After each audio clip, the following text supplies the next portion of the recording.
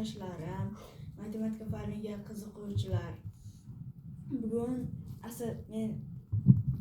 men yuksak maktabida o'qiyman. Mening ismim Asadbek. Bugun sizlarga kasrlar mavzusini tushuntirib bermoqchiman.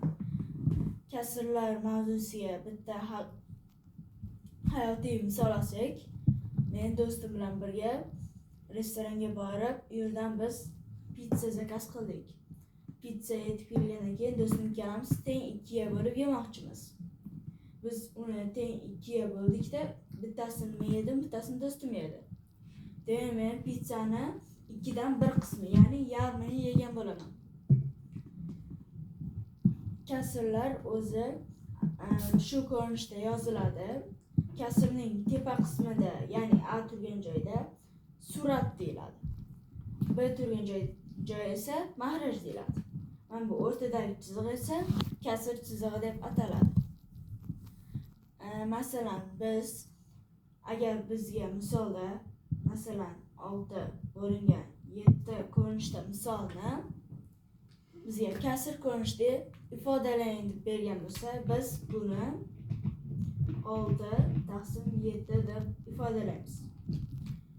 Chunki biz birinchi bu 6 sonini olib kelib bu yoqqa qo'yamiz. Birinchi kelgani uchun tepada. Birinchi kelgan son ya'ni tepada, ikkinchi kelgan son pastda. Bu bo'luv esa kasr chizig'i bo'lib o'tadi. Bu kasrni biz masalan bizga 4 taqsim 5 ko'rinishda kasr berilsa, biz buni bo'luv holiga ham o'tkaza olamiz. Chunki mana bu aytganimizdek 6 birinchi bo'lgani uchun 2 tepaga o'tdi. Demak, tepadagi birinchi olib kelish kerak. 4 tushadi birinchi. Bo'lingan kasr chizig'i va 5 ikkinchi pastda turgani uchun ikkinchi olib keladi.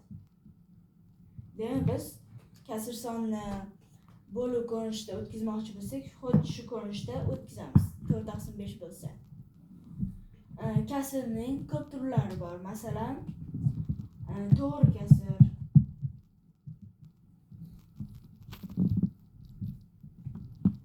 noto'g'ri kasr, aralash kasr, o'nli kasr, davriy kasr, har xil kasrlar bor. Har birisiga bittadan misol yozib chiqadigan bo'lsak, 6 taqsim 7 bu to'g'ri.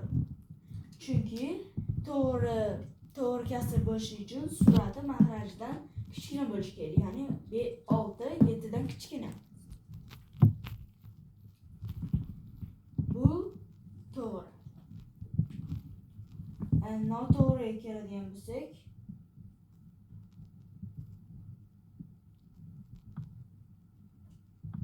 noto'g'ri kasr buni teskarisi, ya'ni mahraji suratdan kichkina.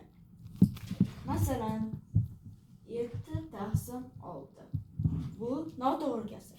Sababi mana 7 surati, 6 mahraji. 7 6dan katta, ya'ni surati mahrajdan katta. Bu noto'g'ri kasr. Endi aralash kasrda xuddi to'g'ri kasrdek bo'ladi. Ya'ni noto'g'ri kasrni biz aralash kasrga o'tkazishimiz kerak bo'ladi. Masalan, mana shu yerdagi 6 taqsim 7 ni o'tkazadigan bo'lsak, 1/1 taqsim 6 bo'ladi. Ya'ni tepadagi katta bo'lgani uchun 7 ni 6 ga bo'lamiz, 1 ni ko'chiramiz va 6 o'zligicha qoladi va qoldiq suratiga yoziladi. 6 esa mahrajda turaveradi. Bu aralash. Endi o'nli kasr, davriy kasrga keladigan bo'lsak, o'nli kasr bizda shu ko'rinishda yoziladi. Bu teng 1 taqsim 2 ga. Nimaga aynan 1 taqsim 2 ga? Lekin bu 1 taqsim 2 yoki 2dan 1 dan aytiladi. Bu esa 0,10dan 5. Nimaga aynan 0,10dan 5? Lekin 1 taqsim 2 ikkalasining farqi bor-ku deydigan bo'lsanglar, 5 taqsim 10'da ikkalasi ham bir xil songa bo'linadi. Ya'ni 5 ga. Ikkalasini ham bo'ladigan bo'lsak, bizda 1 taqsim 2 kelib chiqadi 5 ga. Agar bitta qoida bor, suratini bo'lmoqchi bo'lsak, mahrajini ham xuddi o'sha songa bo'lishimiz kerak bo'ladi. Endi davriy kasrga keladigan bo'lsak, davriy kasrda uzun ko'rinishini yozsak, 0.5 5 5 5 ketaveradi. Biz uni qisqartirib yozishimiz ham mumkin. Qisqartirib yozadigan bo'lsak, 0.virgul albatta qo'yiladi va qavs ichida 5 yozamiz. Bu degan tugamaydi yani. Biz buni kasr holiga ham o'tkazishimiz mumkin. Buni biz kasr holiga o'tkazishimiz uchun birinchi 5, ya'ni qavs ichidagi mana bu virguldan keyingi sonlarni yozib olamiz. 5. Qavs ichida bitta son bo'lsa 9, ikkita son bo'lsa 99.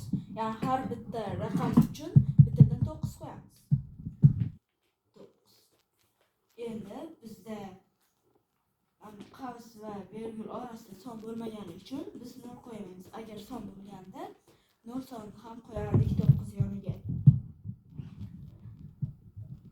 Bu davriy kasr, o'nli kasr, noto'g'ri kasr, aralash kasr, to'g'ri kasrlarni mana bilib oldingiz.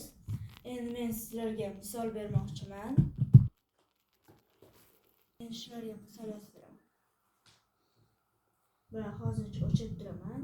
Agar kerak bo'lsa yozmoqchi bo'lsangiz video orqali qaytarib yoza olasiz.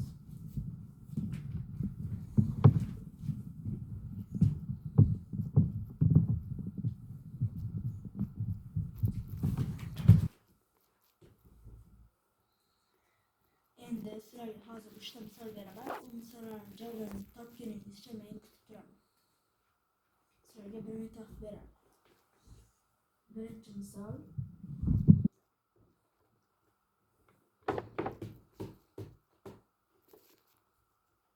Buni siz bo'lib ko'rishda qilishingiz kerak. Ikkinchi misol.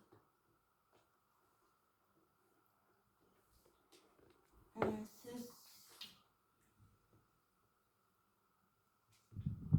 bunda esa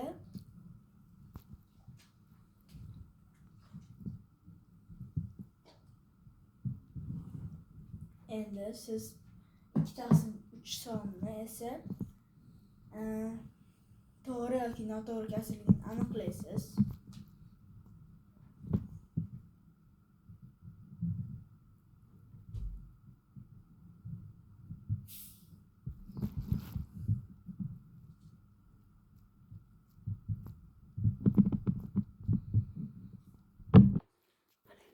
Endi bu yerda siz bu yerda 5lar ketavergan, siz buni qisqartirib yozishingiz kerak. Endi sizlarni 10 sekund vaqt kutamiz. Javoblarni daftaringizga yozib oling.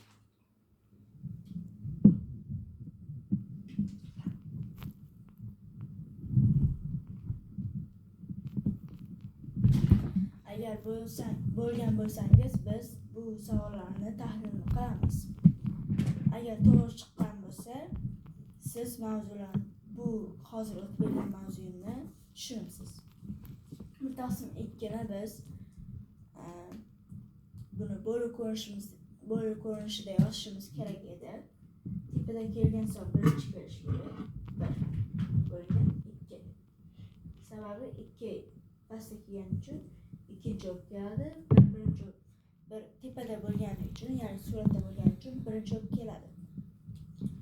Endi biz buni to'g'ri yoki noto'g'ri kasrligini aniqlashimiz kerak edi. Bu to'g'ri kasr. Sababi bu yerda kasrning surati mahrajdan kichkina. Agar noto'g'ri kasr deb yozgan bo'lsangiz xato. Sababi 2-3 dan kichkina. Agar noto'g'ri kasr bo'lganda noto'g'ri kasr bo'lishi uchun bu 4/3 bo'lishi kerak edi. Endi bu sonni biz qisqartirib yozish uchun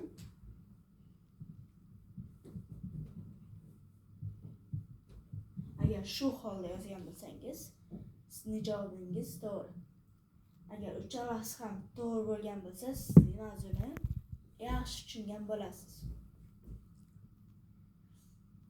E'tiboringiz uchun rahmat.